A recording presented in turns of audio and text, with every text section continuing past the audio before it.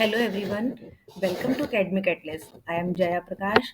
तो आज हम आपके सामने एक नई बुक की शुरुआत करने जा रहे हैं, कक्षा 6 की बाल राम कथा। और इस बाल राम कथा को लिखा है मधुकर उपाध्याय जी ने। मतलब जो इस बुक को जिसने लिखा है ना, उस लेखक का नाम है मधुकर उपाध्याय जी। बच्चों, आपने रामायण तो सुनी होगी, रामायण देखी भी होगी। तो उसी का ये एक संक्षिप्त रूप है। संक्षिप्त रूप मतलब इसको थोड़ा छोटा करके लिखा गया है और उसको बहुत सारे पाठ में बांटा गया है। तो पहला पाठ इसका है अवधपुरी में राम।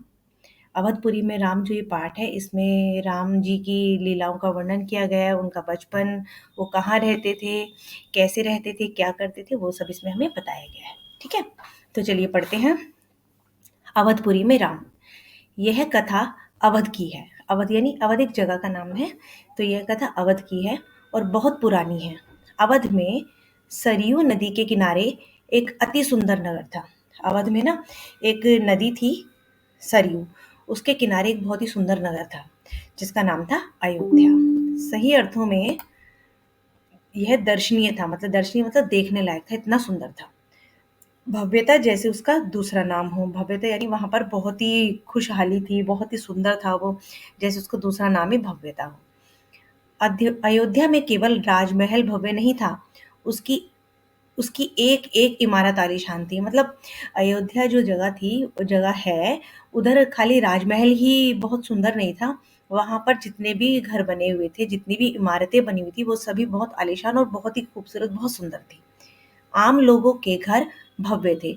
मतलब वहाँ की जो प्रजा थी ना, वहाँ के जो लोग रहते थे, उनके घर भी बहुत ही सुंदर भव्य बने हुए थे, बड़े-बड़े बने हुए थे। भव्य मतलब बहुत बड़े, बहुत विशाल और बहुत सुंदर। सड़कें चौड़ी थी, सुंदर बाग बगीचे, पानी से लबालब भरे सरोवर।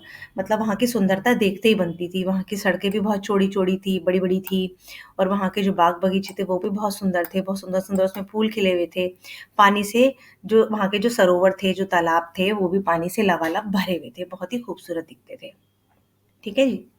तो खेतों में लहराती हरियाली, हवा में हिलती फसलें, सरयू की लहरों के साथ खेलती थी। इसका मतलब है कि वहाँ पर जो खेत थे, वो हवा में झूमते थे और बहुत ही खूबसूरत लगते थे। ऐसा लगता था जैसे वो सरयू नदी के किनारे उनके साथ खेल रहे हों। नदी बह रही हो और हवा में खेत लहरा रहे हों। ठीक है? तो ऐसा लगता था जैसे नदी के साथ वो खेल रहे हों। अयोध्या हर तरह से संपन्न नगरी थी। संपन्न मतलब सभी कुछ था, खुशियाँ थी, सुंदरता थी, वैभव था, सब कुछ था। तो अपने आप में वो एक संपन्न थी। संपन्नता कोने अंतरे तक बिखरी हुई थी। मतलब पूरा ही जो अयोध्या नगर था, वो पूरा ही संपन्न था। कोने-कोने तक वहाँ पर खुशियाँ ही खुशियाँ और संपन्नता थी। सभी सुखी थे, सब समृद्ध थे। समृद्ध मतलब सक्सेस थे, सब कुछ था उनके पास, धनी थे, बहुत खुशियाँ थी। दुःख और विपन्नता को अयोध्या का पता नहीं था, नहीं मालूम था। मतलब दुःख तो वहाँ कभी किसी के पास आया ही नहीं। ऐसा मानो जैसे दुःख को उनका एड्रेस ही ना पता, उनका पता ही ना मालूम हो वहाँ के लोगों का। इस वहाँ पे कभी किसी के पास कोई दुःख नहीं था। या उन्हें नगर की सीमा में प्रवेश की अनुमति नहीं थी। यानी दुःख वहाँ पे कभी किसी को नहीं था, कोई भी दुःख नहीं था। जैसे ऐसा लगता था मानो दुःख को उस नगर में घुसने की परमिशन ना हो, प्रवेश करने की अनुमति ना दी गई हो। पूरा नगर विलक्षण था, अद्भुत और मनोरम था। पूरा ही जो नगर था, वो अयोध्या नगर था, वो बहुत ही सुंदर था और अद्भुत था, यानी अनोखा था और मनोरम था, यानी बहुत खूबसूरत था। उसे ऐसा होना ही था। वह कोसल राज्य की राजधानी था। मतलब जो अयोध्या नगर था, उसे इतना खूबसूरत संपन्न तो होना ही था और वह जो कौशल जो राज्य था, उसकी वो राजधानी था। राजा दशरथ वहीं रहते थे, मतलब उन्हीं का राज्य था, वहाँ के राजा थे वो। अयोध्या के राजा कौन थे? राजा दशरथ। तो ये आपको ना पता होना चाहिए कि अयोध्या के जो राजा थे, वो थे राजा दशरथ। उनके राज में दुःख का भला क्या काम? मतलब वो खुद में ही इतने अच्छे थे कि उन्होंने कभी अपनी प्रजा को दुःख नहीं दिया, तो उनके राज्य में कभी कोई दुःख था ही नहीं। राजा दशरथ कुशल योद्धा और न्यायप्रिय शासक थे। जो राजा दशरथ थे, वो कुशल योद्धा थे, मतलब युद्ध करने में भी निपुण थे और न्यायप्रिय थे, मतलब वो सभी को न्याय देते थे, सबके साथ ही न्याय करते थे। महाराज अज के पुत्र, और जो राजा दशरथ थे, महाराज अज के पुत्र थे। महाराज रघु के वंशज, जो वो किसके वंशज थे? रघु के वंशज, रघुकुल के उत्तराधिकारी। अब रघु के वंशज थे तो रघुकुल के उत्तराधिकारी थे, यानी कि जो उनका जो रघु वंशज था, उनके उत्तराधिकारी थे वो, उन्हीं के राजा थे। रघुकुल की रीति नीति का प्रभाव हर जगह दिखाई देता था। रघुकुल की जो उनकी रीति नीति सदियों से चली आ रही थी, उसका प्रभाव सब जगह दिखता था। शुरू से ही वो राज्य इसी तरह से सबको सुख देने वाला न्यायप्रिय राज्य था। सुख समृद्धि से लेकर बात व्यवहार तक लोग मर्यादाओं का पालन करते थे। मतलब उनके राज्य में ना सब लोग इतने सभ्य भी थे कि वो मर्यादाओं का अच्छे से पालन किया करते थे। उन्हें पता था क्या गलत है क्या सही है। सदाचारी थे। पवित्रता और शांति हर जगह थी, नगर में भी लोगों के मन में भी। वो सदाचारी थे, बहुत ही शांति से रहते थे, पवित्र थे, मन में कोई छल कपट नहीं था, और लोगों के मन भी बहुत ही स्वच्छ थे, हर जगह शांति रहती थी वहां पर। राजा दशरथ, ओहो क्या है, राजा दशरथ यशस्वी थे। जो राजा दशरथ थे वो बहुत ही यशस्वी थे, बहुत यश था, बहुत विख्यात थे वो। उन्हें किसी चीज की कमी नहीं थी। राज सुख था, कमी होने का प्रश्न ही नहीं था। लेकिन उन्हें एक दुख था। बस उनके पास हर चीज थी, बहुत वैभव था, खुशियां थी, राज्य भी उन्होंने बहुत अच्छे से संभाल रखा था, लोगों को बहुत सुख सुविधाएं दी हुई थी। लेकिन फिर भी उनके पास एक दुख था, छोटा सा दुख, मन के एक कोने में छिपा हुआ। मतलब उनके मन में वो दुख था, किसी को कहते नहीं थे, लेकिन फिर भी उनको एक छोटा सा दुख था जो उनके मन में किसी कोने में छिपा बैठा था। वह रह रहकर उभर आता था। मतलब हर थोड़े टाइम बाद उन्हें वो दुख जो है बड़ा ही दुखी कर दिया करता था। उन्हें सालता रहता था। उनके कोई संतान नहीं थी। भाई ये तो बहुत बड़ा दुख था ना उनके लिए, कि उनके पास सब कुछ था, वैभव था, सुंदर नगर था, वो खुद बहुत अच्छे थे, योद्धा थे। लेकिन एक दुख उनको क्या था, उनकी अपनी कोई संतान नहीं थी, उनके अपने कोई बच्चे नहीं थे। और उनकी आयु लगातार बढ़ती जा रही थी, उम्र भी उनकी बढ़ रही थी, और बच्चे उनके थे नहीं।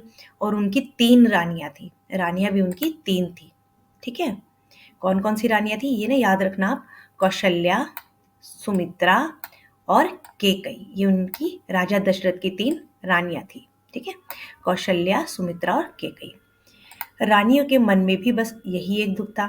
अब 3 रानियां थी, तब भी उनकी कोई संतान नहीं थी। उन रानियों को भी इस बात का बड़ा दुख था, संतान की कमी।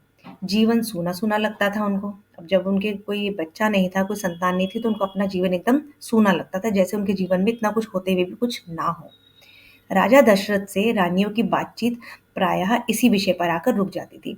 मतलब जब भी राजा दशरथ अपनी रानियों से बातचीत किया करते थे, तो घूम फिर कर ना यही टॉपिक आ जाता था, यही विषय आ जाता था कि हमारे कोई संतान नहीं है। राजा दशरथ की चिंता बढ़ती जा रही थी। अब उन्हें टेंशन भी बहुत रहती थी कि अब मेरी उम्र भी बढ़ रही है, ये चित्र दिया हुआ ना आपकी बुक में, और मेरी कोई संतान भी नहीं है। ठीक है, चलिए आगे बढ़ते हैं। बहुत सोच विचार कर महाराज दशरथ ने इस संबंध में वशिष्ठ मुनि से चर्चा की।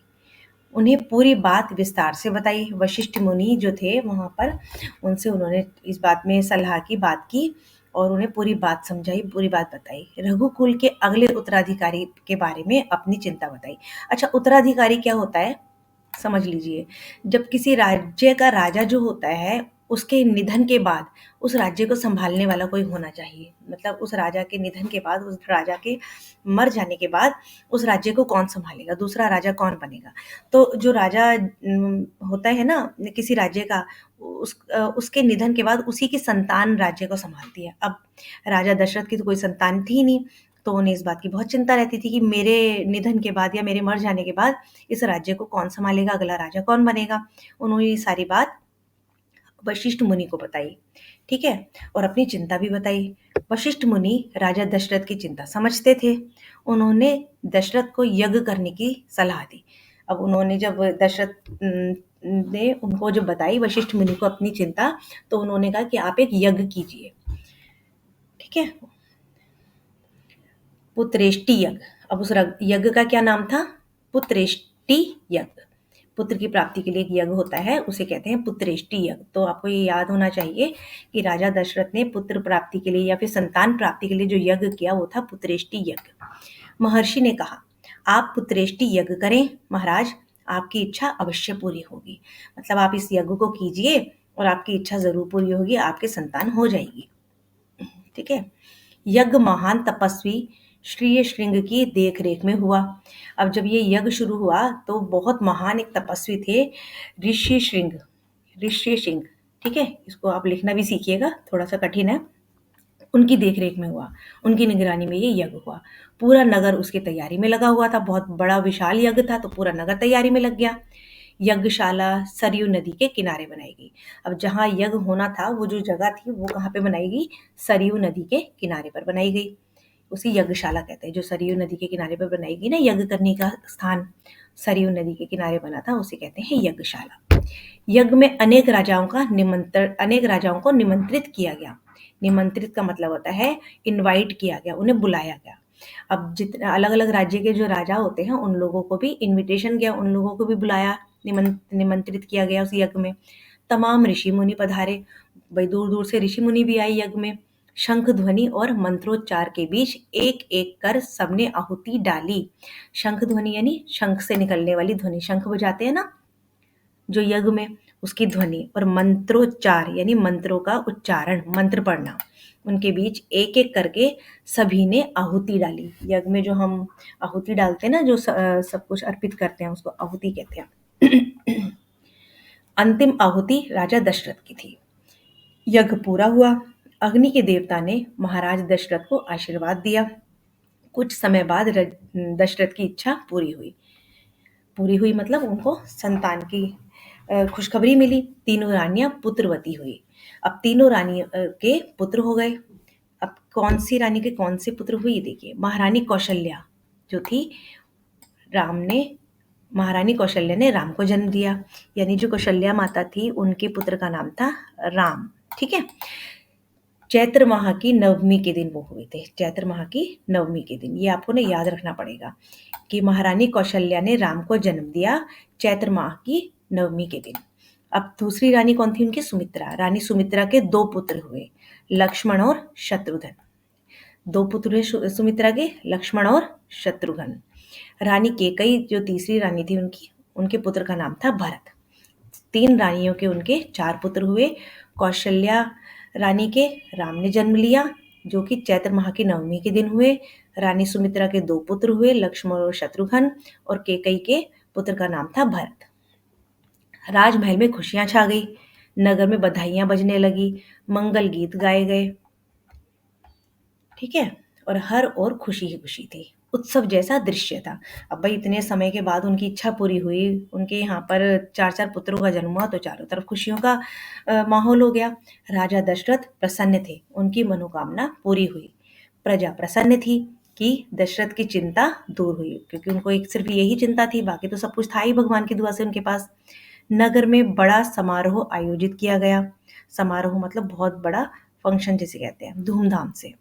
आयोजन में दूर दूर से लोग आए। राजा दशरथ ने सबको पूरा सम्मान दिया, उन्हें कपड़े, अनाज और धन देकर विदा किया। जितने भी लोग आए थे समारोह में तो उसमें सबको उन्होंने बहुत कुछ दिया गिफ्ट में। चारों राजकुमार धीरे धीरे बड़े हुए। वे बहुत सुंदर थे, सुदर्शन थे। सुदर्शन मतलब देखने में बहुत ही सुंदर, गठीले। साथ खेलने निकलते तो लोग उन्हें देखते रह जाते, मतलब इतने खूबसूरत थे वो चारों कि जब वो चारों साथ में खेलने जाते तो लोग उन्हें देखते रह जाते थे। आंखें उनसे हटती ही नहीं थी। चारों भाइयों में आपस में बहुत प्रेम था। चारों भाई जो थे, कौन कौन थे चारों भाई? मैंने अभी आपको बताया था ना, राम, लक्ष्मण, शत्रुघ्न और भरत। तो ये आपको याद रखना है। चारों भाइयों में बहुत प्यार था, बहुत ही प्रेम था, और चारों बड़े साथ में खेलते भी थे। वे अपने बड़े भाई राम की आज्ञा मानते थे। इसका मतलब सबसे बड़े जो थे राम थे, ठीक है, ये याद रखना आपको। खेल कूद में लक्ष्मण प्राय राम के साथ रहते थे, यानी राम और लक्ष्मण ज्यादातर साथ में ज्यादा रहते थे। भरत और शत्रुघ्न की एक अलग जोड़ी थी। अब दोनों में जोड़ियां बन गई ना, राम और लक्ष्मण साथ ज्यादा एक साथ रहना पसंद करते थे, और भरत और शत्रुघ्न एक साथ रहा करते थे। और बड़े होने पर राजकुमारों को शिक्षा दीक्षा के लिए भेजा गया। अब जब वो थोड़े बड़े हो गए चारों, तो उनको राजा दशरथ ने शिक्षा लेने के लिए, जैसे आप स्कूल पढ़ते हो ना, ऐसे उनको भी शिक्षा लेने के लिए, शिक्षा दीक्षा के लिए भेजा गया। उन्होंने कुशल और अपनी विद्या में दक्ष गुरुजनों से ज्ञान अर्जित किया। अब उन्होंने किससे ज्ञान लिया, किससे शिक्षा ली? दक्ष गुरुजनों से। शास्त्रों का अध्ययन किया, शस्त्र विद्या सीखी। चारों राजकुमार कुशाग्र बुद्धि थे। कुशाग्र बुद्धि मतलब बहुत ही ज्यादा इंटेलिजेंट, बुद्धिमान थे। जल्दी ही सब कुछ सीख जाते थे, जल्द ही सब विद्याओं में पारंगत हो जाते थे। पारंगत मतलब कि बहुत ही एक्सपर्ट हो जाते थे। जो भी विद्याएं उन्हें सिखाई जाती थी ना, वो जल्दी उसको सीख लेते थे। राम इनमें सर्वोपरि थे। सर्वोपरि का मतलब होता है सबसे ज़्यादा ऊपर, सबसे जल्दी सीखने वाले। तो चारों में, वैसे तो चारों ही बहुत कुशाग्र बुद्धि थे, पर राम सबसे ज़्यादा जल्दी सीखते थे हर चीज़ को। उनमें कई अन्य गुण भी थे, विवेक, शालीनता और न्यायप्रियता। राम जो थे उनमें और भी बहुत सारे गुण थे। वो विवेक थे, शालीनता थे, बहुत ही शांत स्वभाव के थे, और न्यायप्रिय थे, मतलब सबके साथ वो न्याय करते थे। राजा दशरथ को राम सबसे अधिक प्रिय लगते थे। अब जो राजा दशरथ थे वैसे तो अपने चारों पुत्रों को बहुत ही प्रेम करते थे, लेकिन सबसे अधिक प्यार वो राम को करते थे। ज्येष्ठ पुत्र होने के कारण और इन मानवीय गुणों के कारण। अब एक तो प्यार, सबसे ज्यादा प्रेम उनका इसलिए भी था क्योंकि वो सबसे बड़े थे। ज्येष्ठ का मतलब होता है सबसे बड़े, ज्येष्ठ पुत्र मतलब सबसे बड़े पुत्र, और उनके अंदर और भी बहुत सारे गुण थे, इस कारण वो सबसे ज्यादा प्रेम राम जी को करते थे। ठीक है। राजकुमार कुछ और बड़े हुए, विवाह योग्य। अब जब चारों राजकुमार थोड़े से और बड़े हो गए, कितने बड़े हो गए कि अब उनका विवाह का समय आ गया, इतने बड़े हो गए, विवाह योग्य हो गए। नगर में इसकी चर्चा होने लगी। महाराज दशरथ भी ऐसा ही चाहते थे। अब नगर में चर्चा होने लगी। क्या चर्चा होने लगी कि अब भाई चारों राजकुमार बड़े हो रहे हैं, अब इनका विवाह होना चाहिए या होने वाला होएगा। और दशरथ को भी ऐसा लगता था कि हाँ भाई अब ये बड़े हो रहे हैं, अब इनका विवाह होना चाहिए। अपनी संतानों के लिए सुयोग्य वधुएं परिजनों में चर्चा पहले से ही हो रही थी। बाद में पुरोहितों को भी इसमें शामिल कर लिया गया। मतलब अब वो ढूंढने लगे ना अपनी पुत्र के लिए सुयोग्य वधु। सुयोग्य मतलब जो उनके साथ बिल्कुल उनकी लायक हो, उनकी योग्य हो। अयोध्या का राजमहल, एक दिन ऐसी ही चर्चा चल रही थी, गहन मंत्रणा। तभी एक द्वारपाल घबराया हुआ अंदर आया। उसने सूचना दी कि महर्षि विश्वामित्र पधारे हैं। अब अयोध्या में राजमहल की बात है, वहां पर क्या ऐसे ही आपस में चर्चा चल रही थी, बातचीत हो रही थी, और बहुत ही ध्यान से बातें हो रही थी। तभी एक द्वारपाल आया। द्वारपाल मतलब जो उनके गेट पर खड़ा रहता था ना, उम, महल के गेट पर, वो घबराया हुआ अंदर आया और उसने सूचना क्या दी? उसने सूचना दी कि महर्षि विश्वामित्र पधारे हैं। विश्वामित्र। महाराज दशरथ तत्काल अपना आसन छोड़कर खड़े हो गए, द्वार की ओर बढ़े, महर्षि की अगवानी करने लगे। अगवानी मतलब उनका वेलकम करने लगे। उन्हें लेकर दरबार में आए। विश्वामित्र को ऊंचा आसन दिया गया, मतलब उनको काफी रिस्पेक्ट के साथ थोड़ा बड़ा ऊंचा आसन दिया गया बैठने के लिए। विश्वामित्र कभी स्वयं राजा थे। विश्वामित्र भी कभी ना राजा थे, बहुत बड़े राजा थे, बहुत बड़े और बलशाली भी थे। बलशाली मतलब बहुत ज्यादा बल था उनमें। बाद में अपना राजपाट उन्होंने छोड़ दिया, राजपाट छोड़ दिया था बाद में उन्होंने, और संन्यास ग्रहण कर लिया था।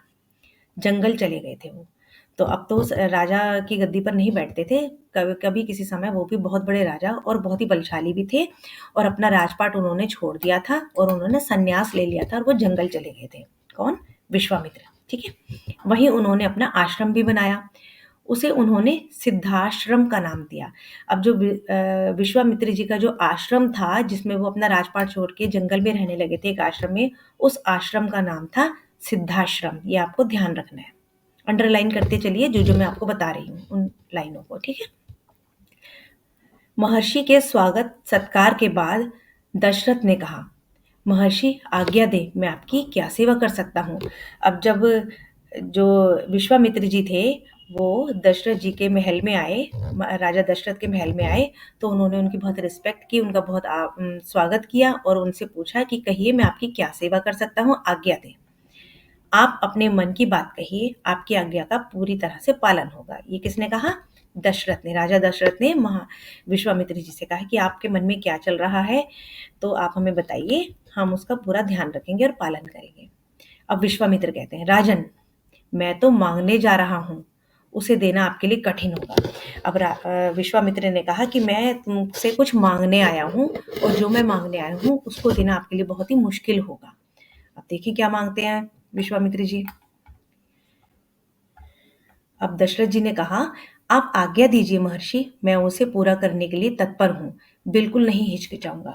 जब विश्वामित्र जी ने कहा ना कि मैं आपसे कुछ मांगने आया हूँ, और जो भी मैं मांगने वाला हूँ वो देना आपके लिए बहुत ही मुश्किल है, बहुत कठिन है, तो राजा दशरथ ने कहा कि आज्ञा दीजिए, आप बताइए, मैं उसे पूरा करने के लिए पूरी कोशिश करूँगा, तत्पर रहूँगा, बिल्कुल भी हिचकिचाऊँगा नहीं, यानी मना नहीं करूँगा, रुकूँगा नहीं। मैं सिद्धि के लिए एक यज्ञ कर रहा हूँ। किसने कहा ये? ये अ, अ, विश्वामित्र जी ने कहा कि मैं सिद्धि के लिए एक यज्ञ कर रहा हूँ। अनुष्ठान लगभग पूरा हो गया है, यानी वो यज्ञ लगभग पूरा ही हो गया है, लेकिन 2 राक्षस उसमें बाधा डाल रहे हैं। जो यज्ञ वो कर रहे थे विश्वामित्र जी, उसको पूरा होने में अभी थोड़ा टाइम और था, लेकिन उसको पूरा होने नहीं दे रहे, 2 राक्षस उसमें बाधा डाल रहे हैं, रोक-टोक लगा रहे हैं। मैं जानता हूँ कि उन राक्षसों को केवल एक ही व्यक्ति मार सकता है, वह राम है। तो आप अपने ज्येष्ठ पुत्र को मुझे दे दें ताकि यज्ञ पूरा हो। विश्वामित्र ने कहा। तो जब उन्होंने कहा ना कि मैं आपसे कुछ मांगने आया हूँ, आपके लिए कठिन होगा, तो उन्होंने क्या मांगा? उन्होंने राम जी को मांगा। दशरथ से कहा कि मैं एक सिद्धि के लिए मैं एक यज्ञ कर रहा हूँ, अनुष्ठान लगभग पूरा हो गया है और उस यज्ञ को पूरा होने में जो बाधा डाल रहे हैं वो है 2 राक्षस, और उन राक्षसों को कोई नहीं मार सकता, सिर्फ और सिर्फ राम जी मार सकते हैं, राम मार सकते हैं। तो मैं आपके ज्येष्ठ पुत्र को लेने आया हूँ, उसे मुझे दे दो ताकि यज्ञ पूरा हो, ऐसा विश्वामित्र ने कहा। दशरथ पर जैसे बिजली गिर पड़ी, क्योंकि राजा दशरथ तो राम जी को वैसे ही बहुत ज़्यादा प्रेम करते थे, और वह अचकचा गए, यानी वो थोड़े से परेशान हो गए कि अब मैं क्या करूं। उन्हें उम्मीद ही नहीं थी कि मुनिवर उनसे राम को मांग लेंगे। अब उन्होंने सोचा कि ठीक है, आप आज्ञा दीजिए, आप क्या मांगना चाहते हैं। लेकिन उनको ऐसा बिल्कुल उम्मीद नहीं थी कि वो उनके ज्येष्ठ पुत्र को मांग लेंगे। उनके सबसे प्रिय दशरथ चिंता में पड़ गए। अब उन्हें उम्मीद ही नहीं थी कि मुनिवर उनसे राम को मांग लेंगे। उनके ज्येष्ठ पुत्र, उनके सबसे प्रिय दशरथ चिंता में पड़ गए, क्योंकि वो उनके सबसे ज्यादा प्रिय पुत्र थे। विश्वामित्र दशरथ की दुविधा समझ रहे थे। उन्हें ये बात तो विश्वामित्र को समझ आ रही थी कि उनके लिए बहुत कठिन है राम को उन्हें सौंपना, लेकिन उनको भी ये था कि भई राक्षस को तो केवल राम ही मार सकते हैं। उन्होंने कहा, मैं राम को केवल कुछ दिनों के लिए ही माँग रहा हूँ। यज्ञ 10 दिन में संपन्न हो जाएगा। महाराज दशरथ दुखी हो गए। अब विश्वामित्र ने कहा कि राजा दशरथ को आप चिंता ना करिए, मैं राम को केवल कुछ ही दिनों के लिए माँग रहा हूँ, जो यज्ञ जो है वो सिर्फ 10 दिन में संपन्न हो जाएगा। ठीक है? और उसके बाद वो उसे लौटा देंगे। पुत्र वियोग की आशंका से वो काँप उठे। पुत्र वियोग का मतलब है पुत्र के अलग होने का सोच करके भी वो डर गए, काँप उठे। दरबार में सन्नाटा छा गया। सभी सोचने लगे, भई इन्होंने ये क्या माँग लिया? दशरथ की दशा देखकर मंत्री चिंतित थे, पर चुप थे। महर्षि वशिष्ठ शांत थे। इतने में दशरथ काँप कर बेहोश हो गए। अब वो बहुत ज़्यादा परेशान हो गए कि इन्होंने राम को मुझसे माँग लिया, और वो परेशान होते-होते टेंशन में आके वो बेहोश हो गए। होश आया तो डर ने उन्हें फिर जकड़ लिया। अब जैसे ही उन्हें होश आया, वो फिर डर गए कि अब उन्हें राम को भेजना पड़ रहा है। मूर्छित होकर दोबारा गिर पड़े। मूर्छित का मतलब होता है बेहोश हो जाना, जब होश ना हो। संज्ञा शून्य पड़ रहे। संज्ञा शून्य मतलब बिल्कुल चुप करके, शांत होकर के वो जब बिल्कुल होश ना होने ऐसे पड़े रहे। महर्षि विश्वामित्र का क्रोध बढ़ता जा रहा था, और महर्षि विश्वामित्र जो थे वैसे भी वो बहुत क्रोध वाले, बड़े गुस्से वाले थे, और उनका क्रोध बढ़ता जा रहा था। दरबार सशंकित था। सोच रहे थे, दरबार में जितने भी लोग बैठे थे ना, वो सशंकित थे, मतलब सोच रहे थे कि क्या होगा, अब देखते हैं आगे। किसी अनिष्ट की आशंका से वे कुछ समझ नहीं पा रहे थे। महर्षि और महाराज के बीच संवाद में कुछ बोलना उचित भी नहीं था। भई महर्षि विश्वामित्र और महाराजा जो दशरथ थे, उनके बीच में कोई बोलना भी नहीं चाहता था। मुनि वशिष्ठ आकर महाराज दशरथ के पास खड़े हो गए। वशिष्ठ उनके पास आए और चुपचाप खड़े हो गए। थोड़ी देर बाद दशरथ उठे। स्वयं को संभालते हुए उन्होंने महर्षि से विनती की। विनती मतलब उनसे रिक्वेस्ट की। महामुनि, मेरा राम तो अभी 16 वर्ष का भी नहीं हुआ है। दशरथ ने कहा कि महामुनि, मेरा राम अभी बहुत छोटा है, अभी वो 16 वर्ष का भी नहीं हुआ है। राक्षसों से कैसे लड़ेगा? राक्षस तो मायावी हैं, वह उनका छल कपट कैसे समझेगा? क्योंकि जो राक्षस हैं वो बलशाली तो हैं ही, और वो मायावी भी हैं। मायावी मतलब वो किसी का भी रूप धारण कर लेते हैं, माया शक्ति दिखाते हैं, तो वो कैसे समझ पाएगा उस चीज़ों को?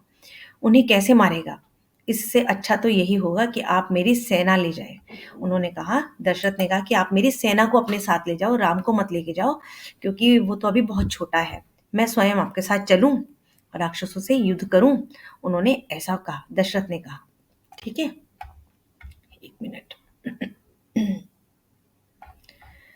विश्वामित्र को दशरथ ने ऐसा कहा। ठीक है।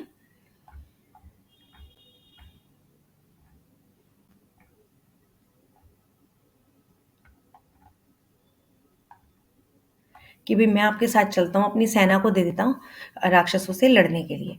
अब महर्षि विश्वामित्र ने कोई प्रतिक्रिया व्यक्त नहीं की। प्रतिक्रिया मतलब उन्होंने कुछ भी नहीं कहा इस बारे में, चुप खड़े रहे और क्रोधित थे। चुप खड़े रहे और गुस्से में भी थे। क्रोधित थे मतलब गुस्से में थे, पर उसे व्यक्त नहीं कर रहे थे। अपना गुस्सा वो दिखा नहीं रहे थे, पर उन्हें गुस्सा अंदर से बहुत ज्यादा आ रहा था। उन्हें उन्हें अपने यज्ञ के नियम याद थे। क्रोध करने से यज्ञ खंडित हो जाता है। अच्छा, इसलिए वो क्रोध नहीं कर रहे थे, इसलिए वो गुस्सा नहीं दिखा रहे थे, क्योंकि उन्हें ये पता था कि जो वो यज्ञ कर रहे हैं उसके कुछ नियम होते हैं, और उनमें से एक नियम ये भी है कि आप क्रोध नहीं करेंगे जब तक आपका यज्ञ जो है वो संपन्न नहीं हो जाता।